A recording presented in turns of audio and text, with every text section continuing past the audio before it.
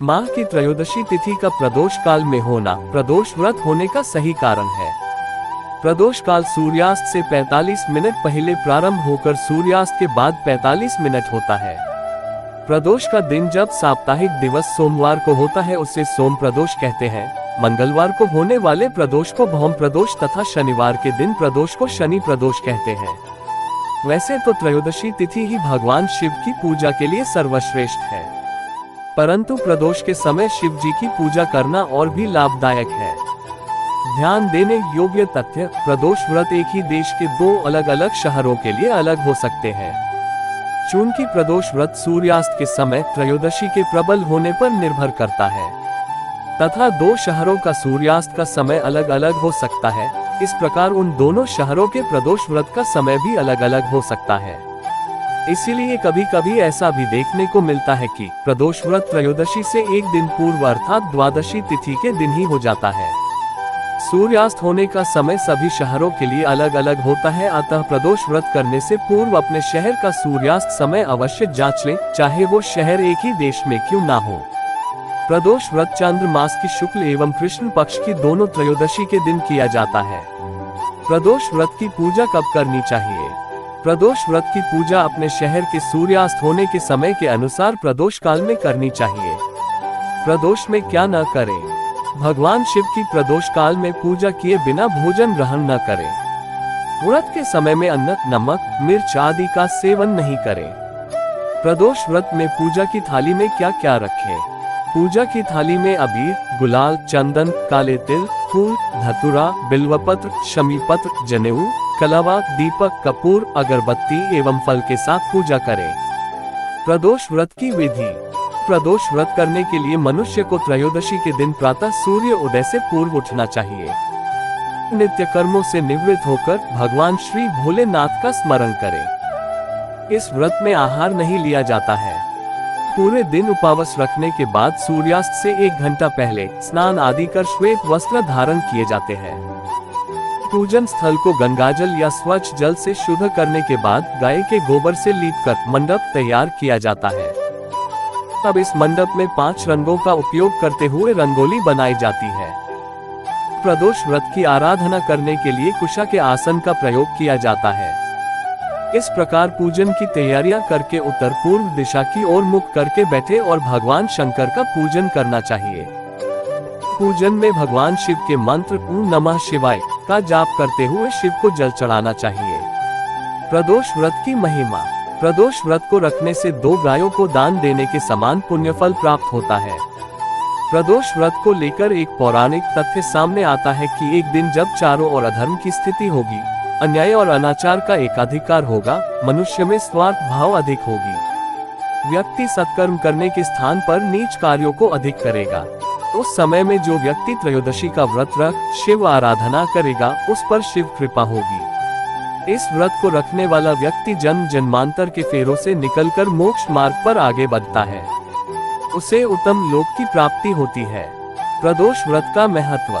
मान्यता और श्रद्धा के अनुसार स्त्री पुरुष दोनों यह व्रत करते हैं। कहा जाता है कि इस व्रत से कई दोषों की मुक्ति तथा संकटों का निवारण होता है। यह व्रत साप्ताहिक महत्व भी रखता है। रविवार को पढ़ने वाले प्रदोष व्रत से आयु वृद्धि तथा अच्छा स्वास्थ्य लाभ प्राप्त किया जा सकता है। सोमवार के दिन त्रयोदशी पढ़ने पर किया जाने वाला व्रत आरोग्य प्रदान करता है और इंसान की सभी इच्छाओं की पूर्ति होती है। मंगलवार के दिन त्रयोदशी का प्रदोष व्रत हो तो उस दिन के व्रत को करने से रोगों से मुक्ति व स्वास्थ्य लाभ प्राप्त होता है। बुधवार के दिन प्रदोष व्रत हो तो उपासक की सभी कामनाओं की पूर्ति होती है। गुरुवार के दिन प्रदोष व्रत पढ़े तो इस दिन के व्रत के फल से शत्रुओं का विनाश होता है। शुक्रवार के दिन होने वाला प्रदोष व्रत सौभाग्य और दाम्पत्य जीवन की सुख शांति के लिए किया जाता है।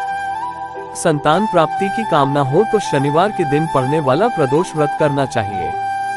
अपने उद्देश्यों को ध्यान में रखते हुए जब प्रदोष व्रत किए जाते हैं तो व्रत से मिलने वाले फलों में वृद्धि होती है। प्रदोष व्रत का उद्यापन। इस व्रत को 11 या फिर 26 त्रयोदशियों तक रखने के बाद व्रत का उद्यापन करना चाहिए। व्रत का उद्यापन त्रयोदशी तिथि पर ही करना चाहिए। उद्यापन से एक दिन पूर्व श्री गणेश का पूजन किया जाता है। पूर्व रात्रि में कीर्तन करते हुए जागरण किया जाता है। प्रातः जल्दी उठकर मंडप बनाकर मंडप को वस्त्रों और रंगोली से सजाकर तैयार किया जाता है। ओम उमा सहित शिवाय नमः मंत्र का एक माला यानी 108 बार जाप करते हुए हवन किया जाता है। हवन में आहुति के लिए खीर का प्रयोग किया जाता है। हवन समाप्त होने के बाद भगवान भोलेनाथ की आरती की जाती है और शांति पाठ किया जाता है। अंतः में 2 ब्राह्मणों को भोजन कराया जाता है और अपने सामर्थ्य अनुसार दान दक्षिणा देकर आशीर्वाद प्राप्त किया जाता है। वार के अनुसार प्रदोष व्रत फल। रवि प्रदोष आरोग्य प्राप्ति और आयु वृद्धि। सोम प्रदोष मन शांति और सुरक्षा सकल मनोरथ सफल। होम प्रदोष ऋण मोचन। बुध प्रदोष सर्व मनोकामना पूर्ण।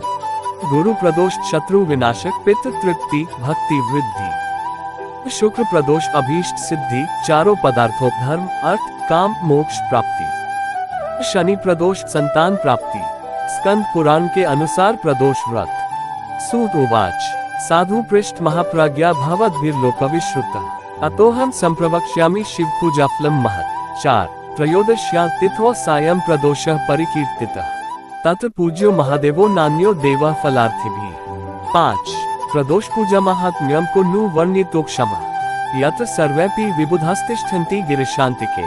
6 प्रदोष समये देवः कैलासे रजताल्ये करोति नृत्यं विबुधैरभीष्टो गुणोदयः।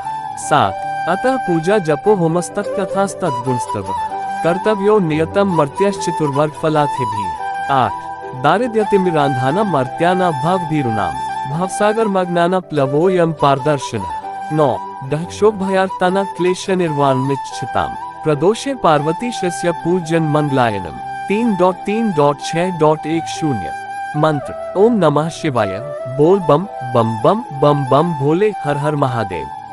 कारण भगवान शिव का पसंदीदा दिन। उत्सव विधि व्रत पूजा व्रत कथा भजन कीर्तन गौरी शंकर मंदिर में पूजा रुद्राभिषेक। महत्वपूर्ण जगह सभी ज्योतिर्लिंग ऋषिकेश पशुपतिनाथ श्री शिव मंदिर घर।